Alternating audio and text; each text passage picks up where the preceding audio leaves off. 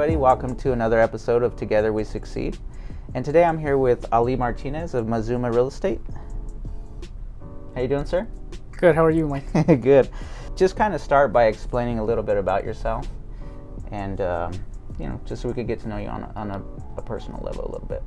My name is Ali Martinez. I live in Reunion. I'm pretty familiar with the area. All of North Denver. I grew up in the north side, 50th and Pecos area, so I'm pretty familiar of everything that's been changing in that area. I've lived here since I was 3 years old, so since the late 80s. I've been in Denver. On Earth? On Earth. Just recently celebrated a birthday that Mike didn't go to.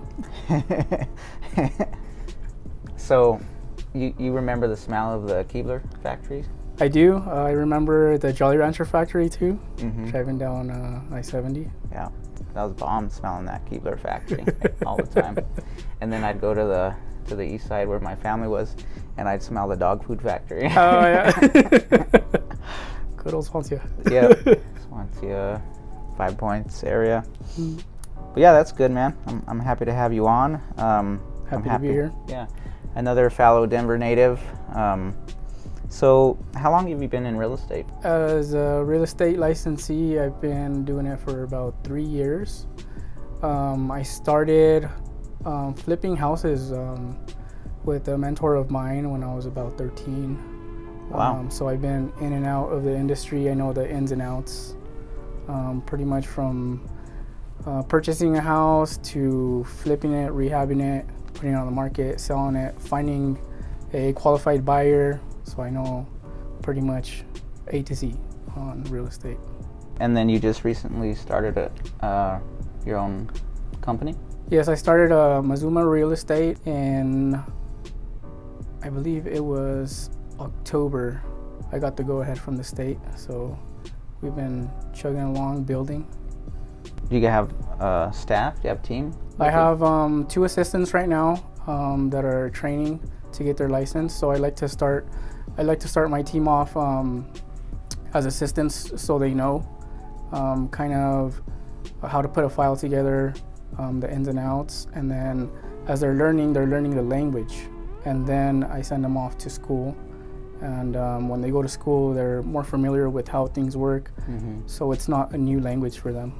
Makes sense. Yeah, it's the same thing as with the inspection side. We train all our guys, put them through. It's a really long process, actually, to get them ready to go, which I would imagine with all the information you need to know in real estate, it's kind of the same thing. Yeah. What is kind of the areas that you guys service? So right now we serve all of the Denver metro area, and I also am licensed to sell in the Eagle Valley. Nice. So, and then we're expanding to Fort Collins and Colorado Springs. Got it. So you guys are pretty much all over the place, huh? Yeah, pretty much, yeah. If there's a house, you guys are gonna sell it? Yeah, if there's a door and a roof, we're in. Nice. What's your middle name? Ali. That's your middle name? Yeah. What's your first name? Marlon. Marlon? Yeah. Why don't you go by Marlon? Because growing up in the Hispanic, like if you're Mexican, they always use your middle name for everything. That's right. So I was never called by my first name. It was always Ali this, Ali that. So it's just something that's been going on forever. Yeah, I'm hiring a Spanish speaker, and he goes by Alex, but his first name's Luis. Yeah. He's Huicho, but he goes by Alex. So that's interesting. Do you guys offer lending services with your company, or do you partner with somebody? Lending? Yes, we have a lender. She's very knowledgeable with lending. She does pretty much all types of loans, and I also have a hard money lender for investors. So we take care of first-time home buyers, DACA. We have connections for. What is that? DACA is a program that was released by the United States for undocumented immigrants that are of Mexican nationality or out of the United States, and they have permission to be in the United States for a determined period of time. Okay. And we have a bank that lends to DACA and I-10. borrowers. Nice. That's awesome. What would you say is the best part about your job? The best part about my job is giving the people the opportunity to buy a home that didn't think they had the opportunity. Mm-hmm. Maybe because they went to a big bank, and the big banks have like high expectations, high parameters, and most people, they go to like a Chase or Wells Fargo, they get denied and they think, hey, I can never buy. So what we like to do is sit down with them, maybe schedule a meeting with the lender as well, go over the financials, and if they're not ready, we tell them what to do to be ready, and we can give them a time frame, whether it's 3 months, 6 months, or maybe a year down the line. Providing a goal for somebody that thought that they would never buy is probably the most rewarding part of my job. Yeah, because I know there's a lot of people out there who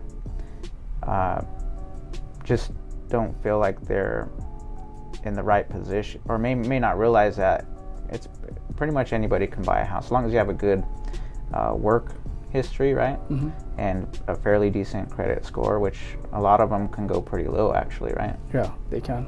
Yeah. And also, if our buyer is below the credit limits, we have somebody we could recommend that will tell them what to do, what items need to be removed, or what items need to be taken care of in order for them to bring their score up to where the bank will accept them as a borrower. Nice. So it's like kind of a credit coaching. Yeah, and sometimes people think, oh, I need to pay everything off, or I need to take care of this.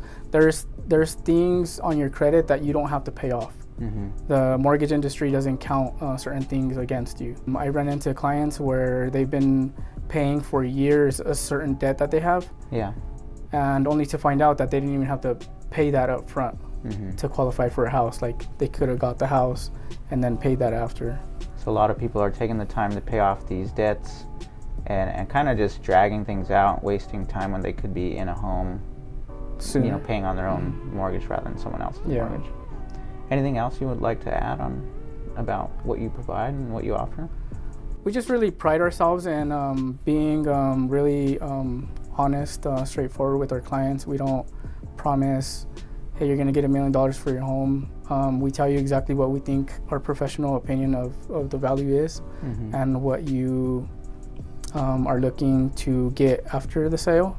And as a buyer, we like to give you the exact amount of your mortgage payment, what you need to bring to closing, just very transparent, so there's no surprises. We just kind of put ourselves in our buyer's shoes, our seller's shoes, and just treat them as we would like to be treated. I think a lot of people appreciate going to the closing table without any surprises. Yeah. Or getting their first mortgage statement and it being a lot higher than what they said they were going to get. Yeah, that makes sense. Are you guys growing right now? Are you guys getting a lot of work? Are you getting listings and stuff?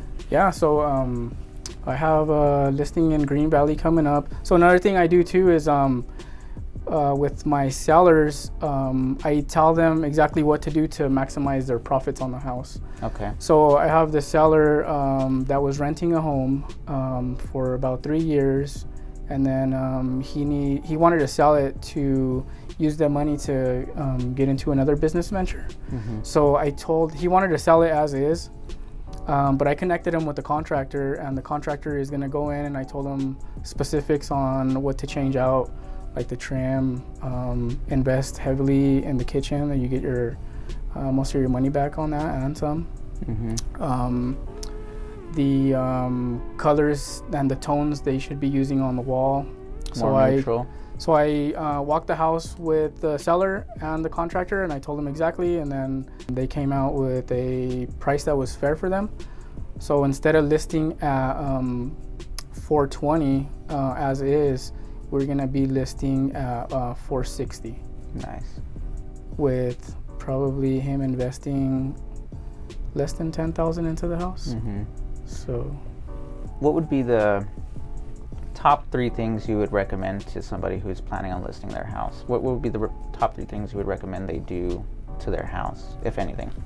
Brightness. When you walk into a house and it feels like really enclosed, it shies a lot of buyers away.